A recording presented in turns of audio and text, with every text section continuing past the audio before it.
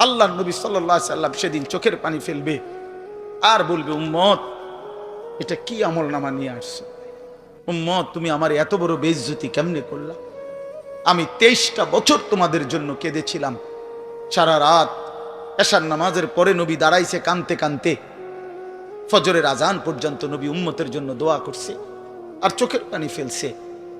তায়েফের পাথরের আঘাতে পিঠটা ছিদ্র করে ফেলছি, ক্ষুধার কষ্টে পেটে পাথর বেঁধেছিলাম। উহুদের দান দান শহীদ করা রক্ত নিয়ে উহুদের ময়দানে পড়েছিলাম বেহুশ হয়ে। ঘরের চুলায় 3 মাস আগুন জ্বলে নাই। এত কষ্ট, এত চোখের পানি, এত ক্ষুধার কষ্ট, এত রক্ত, বিনিময়ে উম্মত এটা কি নিয়ে আসলাম?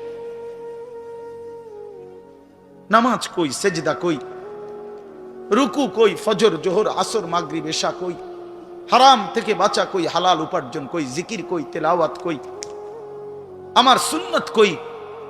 কেমনে এমনে ভুলে গেলা উম্মত? আমার এত বড় বেইজ্জতি কেমনে করলা? আমার এত বড় অপমান কেমনে করলা?